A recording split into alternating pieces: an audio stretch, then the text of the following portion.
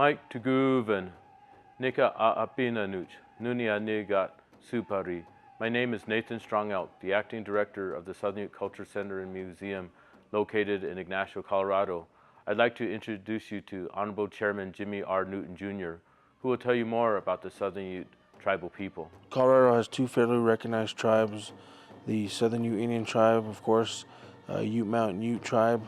In Utah, they have the Uinta Array reservation tribe, but now they're the Ute tribe. For Utes, or as natives, art is just a way of life. I think with any museum is, of course, survival, knowing that recession has hit all of us, and we're not immune from that.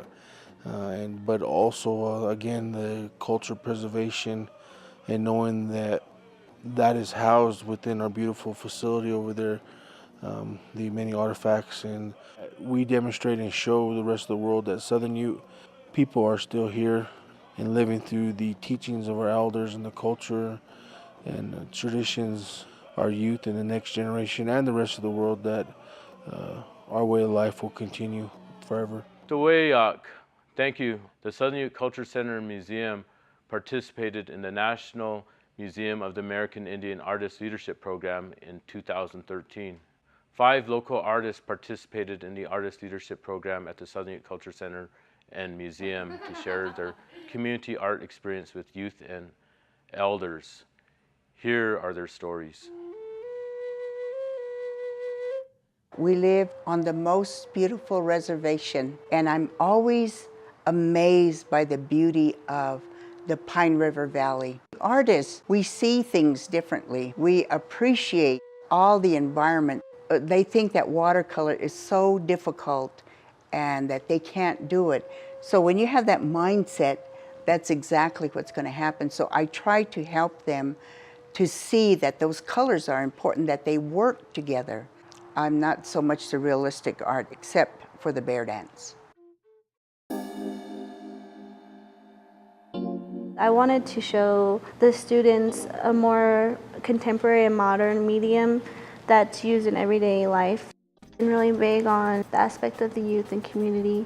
If we can build a stronger foundation for them to experience different things within their own community, to where they won't be too shy or scared to adventure out on something new that they want to try, then that can build a stronger foundation for the next generation and keeping jobs here and just growing not only the tribe but the community as well. I am a support analyst, and in my job I have to create training material. Our class would help me get ideas on how I communicate to my audience. My grandfather, he went to school to become an artist, and my brother went to school to become a graphic designer, so it's just in my blood.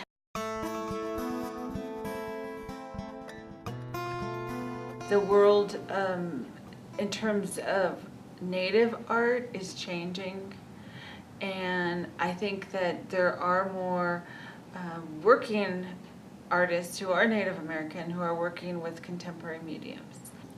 What I see a lot of young tribal people focusing on and stumbling with is their value in terms of education. How they are valued as tribal people, perspectives, worldview, contribution, the whole gamut, and how can they validate it, because currently it isn't validated. And so part of that journey really focuses on looking back at archival photos and studying the historical context around those photos, how they were created and why they were created, and for what audience. So in our workshop, we focus on creating a self-portrait. The students get to choose how they are presented to whatever audience they would like. And accompanying the portrait is a small piece of writing. It can be a poem, it can be a memoir, it can also be an alternate version of history. Part of it is to examine our own role and connection with this idea of colonization, ideas of sovereignty, ideas of cultural identity. how does that relate to the lives that we live in the 21st century?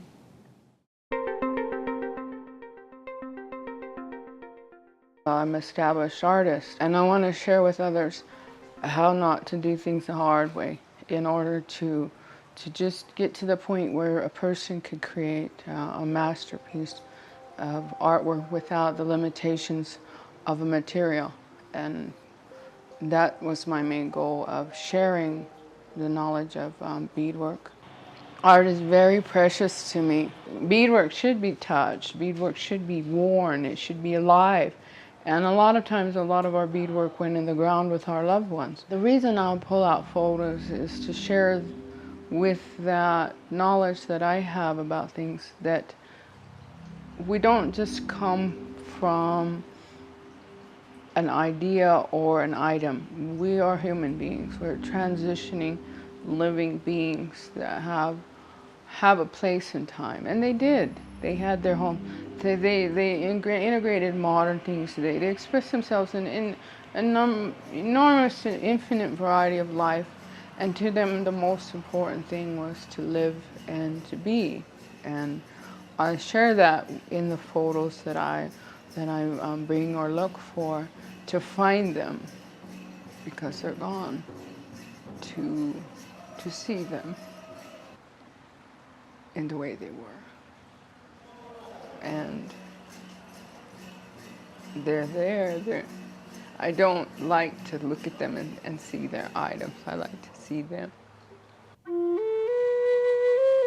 When someone knows the old way of dyeing wool with natural plants or native plants, I think it brings memories back to the people that their grandmothers or grandfathers or great-grandfathers and mothers had done this before.